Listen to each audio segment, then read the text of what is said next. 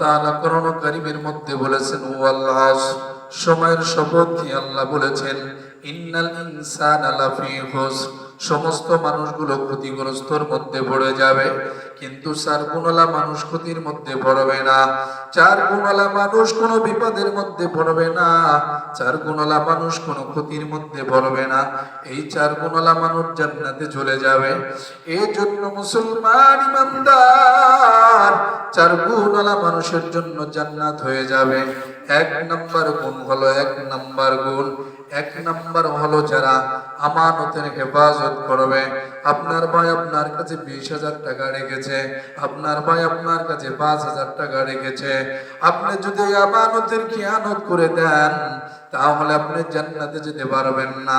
আর যদি আপনি আমানতের হেফাজত করেন, আপনি চিন্তা করেন আমার কাছে আমার ভাই 20,000 টাকা রেখেছে, আমি এই টাকার দ্বারা ব্যবসা করব, যা লাভ হবে আমি রেখে দিব, আবার কয়েকদিন পরে আমার ভাইকে তা দিয়ে দেব, তা চলবে না। এই জন্য মুসলমান ইমানদার, আপনার ভাই বিদেশের মধ্যে থাকে, আপনাকে মাসে মাসে টাকা পাঠায়, ভাই আমার টাকাগুলো জমা রেখে দে। তুমি টাকাগুলো জমা রেখে রেখে জমি কিনেছ, আবার জমিগুলো কিছুদিন পরে বিক্রি করেছ অনেক লাভবান, কিন্তু তোমার ভাইয়ের বিনা অনুমতিতে তুমি এই টাকা দিয়ে কিছু করতে পারবে না। কারণ তোমার ভাই তোমাকে যেইভাবে তোমার কাছে টাকা রেখেছে ওইভাবে যদি ওই নোটে যদি টাকা তার কাছে পৌঁছায় দাও তাহলে তুমি আমানতের হেফাজতকার হয়ে যাবা। আর যদি তুমি আমানতের হেফাজতকারী হতে পারো, আল্লাহ বলে চার গুণের মধ্যে তুমি এক নাম্বার গুণ, তোমার জন্য জান্নাত হয়ে যাবে। এই জন্য মুসলমান ইমানদার, দুই নম্বরে হলো সত্য কথা বলা। যদি মানুষ সত্য কথা বলে আল্লাহ বিজয় লাভ করেন, আর যদি মানুষ মিথ্যা কথা বলে তাহলে ওই মানুষটা ধ্বংস হয়ে যায়। আপনি যদি সত্যবাদী হইয়া দুনিয়ার মধ্যে চলতে পারেন, যদি আল্লাহর কাছে ব্যয় করতে পারেন, এর জন্য মুসলমান ইমানদার, আপনি যদি সত্যবাদী হইতে পারি, সাহাবায়ে কেরাম সত্যবাদী, আমার নবী সত্যবাদী, আমার নবী জীবনে মিথ্যা কথা বলে নাই। যদি আমার নবী সত্যবাদী হয়ে থাকে, যদি সাহাবায়ে কেরাম সত্যবাদী হয়ে থাকে, এর জন্য মুসলমান ইমানদার আল্লাহর গোলাম, যদি তুমিও সত্যবাদী হয়ে যাও তোমার জন্য জান্নাত হয়ে যাবে। দুই নাম্বার। তিন নম্বরে হলো সৎ চরিত্রবান হওয়া। একজন মুসলমান ভাইয়ের সঙ্গে সুন্দর আদর্শভাবে কথা বলা, সুন্দর লেবাসে থাকা।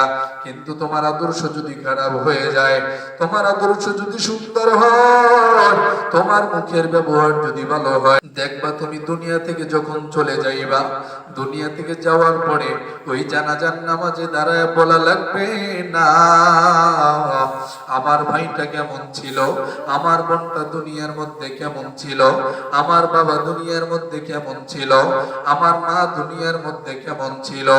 যদি তুমি সৎ চরিত্রবান হয়ে যাও, মানুষ বলবে এলাকা থেকে একটা নিয়ামত চলে গিয়েছে, আমরা আমাদের এলাকা থেকে নিয়ামত হারাইলাম।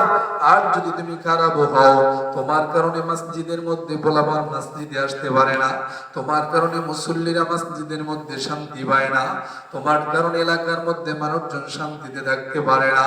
তুমি যেদিন দুনিয়া থেকে বিদায় নিয়ে চলে যাবে,